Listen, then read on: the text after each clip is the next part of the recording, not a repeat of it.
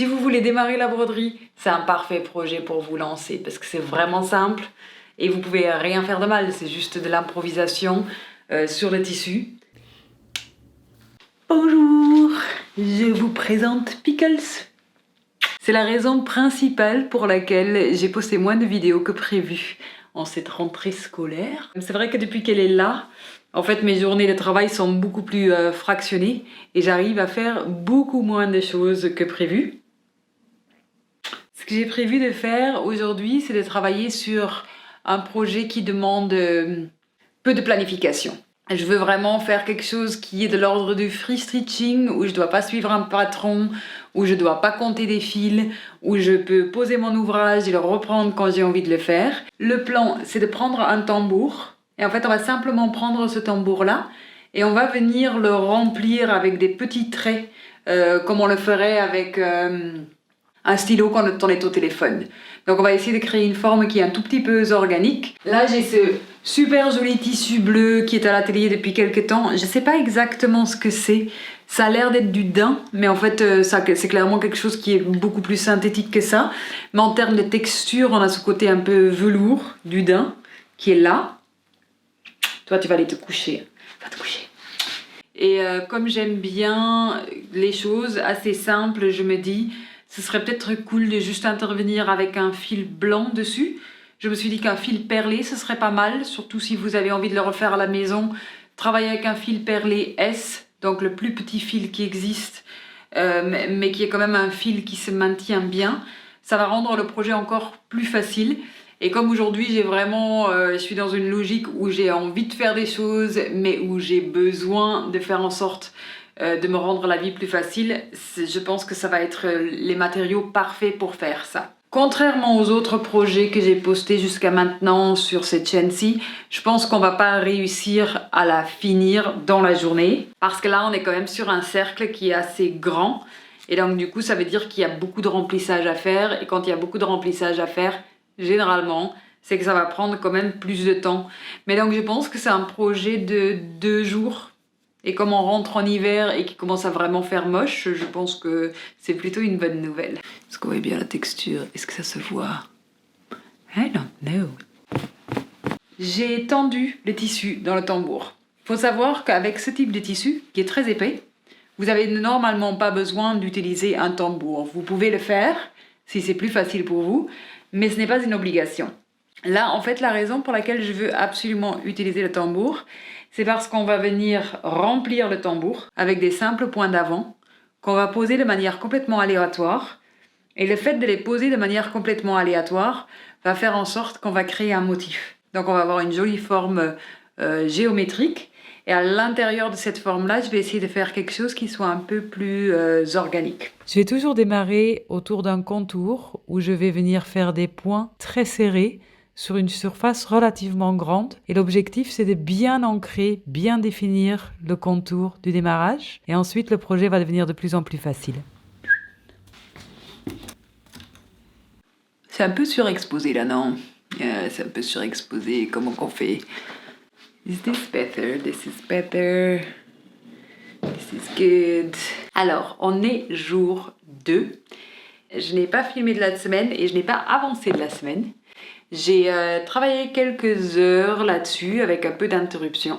Il faut savoir que j'ai travaillé de manière hyper dense et qu'ici maintenant je vais élargir un peu pour avoir quelque chose d'organique. Donc cette partie-ci m'a pris pas mal de temps, mais l'idée c'est d'avoir des espaces qui respirent un tout petit peu plus, ce qui devrait me permettre de travailler un peu plus vite. Le petit monstre est en train de dormir là-bas, elle a été assez sage. Et elle commence à avoir un espèce de rythme qui va permettre de travailler un tout petit peu plus. Mais là, c'est quand même la rentrée, donc j'ai repris le travail, je suis enseignante. Donc j'ai repris l'enseignement, je suis aussi consultante. Et donc tout ça m'a éloignée un peu de mon ouvrage. Mais ce qui est très chouette avec ce type d'ouvrage-là, comme c'est du free stitching, qui n'a pas de patron, je n'ai ni l'angoisse de la page blanche, ni l'angoisse de devoir me lancer dans quelque chose de hyper compliqué quand je me mets au travail. Donc c'est vraiment des projets qui sont absolument parfaits pour ces moments où vous avez envie de créer quelque chose, mais vous n'avez pas envie de vous prendre le chou et vous avez juste envie de prendre du plaisir.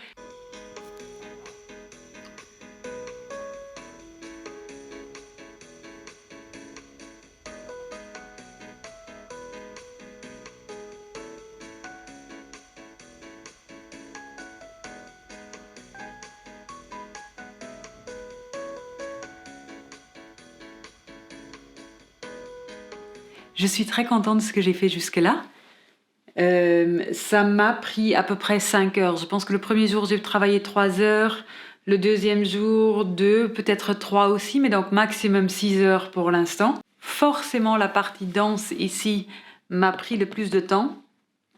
Ici, je suis allée un peu plus vite, mais je dois faire un peu plus attention aux mouvements quand je travaille avec des lignes comme ça. J'adore ce type de projet quand j'ai pas mon attention 120% focalisée sur ce que je suis en train de faire, parce que ça me demande pas de réfléchir. Donc là, je peux gérer les chiens, je peux gérer ses sorties, je peux gérer le fait qu'il est en train d'avaler un truc qu'il devrait pas être en train d'avaler, tout en travaillant sur quelque chose, parce que je n'ai pas l'angoisse de la page blanche. Techniquement, ça mobilise pas grand-chose, donc du coup, j'ai pas besoin d'y réfléchir. Et ça me permet de me mettre dans des petits moments de flow. Donc c'est vraiment super. Si vous n'avez pas beaucoup de temps, que vous ne voulez pas culpabiliser parce que vous n'avez rien fait de créatif, c'est le genre de projet qui est vraiment super parce que ça mobilise vraiment pas grand-chose en termes d'énergie. Je sais que j'ai besoin de remplir le cercle, je vais remplir le cercle et je vais juste faire en sorte qu'il y ait un rythme un peu intéressant dans ce que je suis en train de dessiner.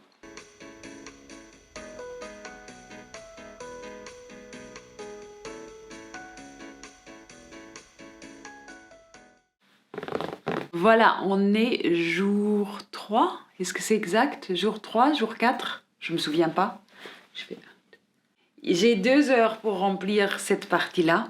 Comme j'ai que 2 heures et que je veux vraiment finir aujourd'hui, la densité va vraiment dépendre de ce que j'arrive à faire dans ces 2 heures.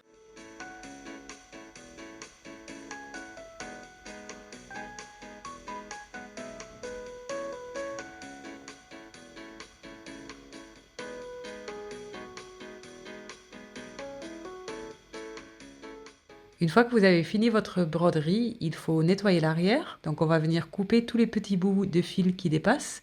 Puis on va venir fixer le tout avec la gomme arabique. Ensuite, on va découper le patron qu'on a choisi.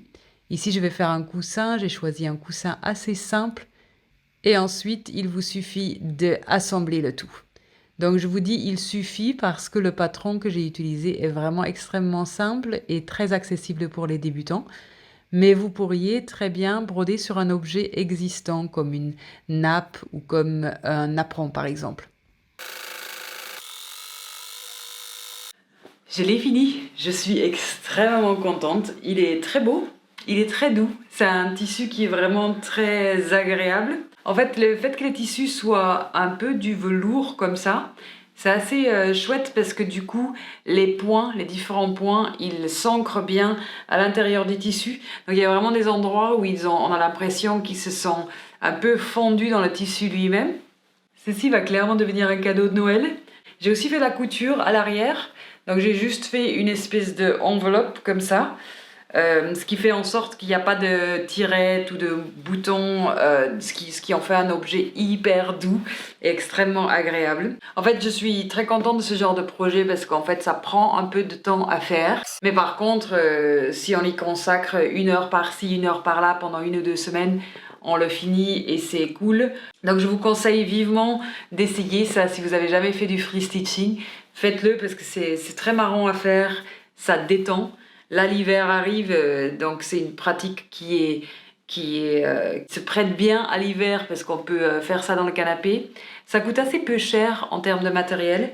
Donc, je vois que des avantages en fait à essayer de créer ce projet-là. Et en plus, vous allez pouvoir, si vous y mettez maintenant, vous allez pouvoir créer des cadeaux pour Noël ou pour la fête des mères qui va arriver ensuite. Et si vous voulez pas faire des cadeaux, meubler votre intérieur, décorer votre propre intérieur avec des objets que vous avez fait vous-même, c'est quand même quelque chose qui est extrêmement satisfaisant.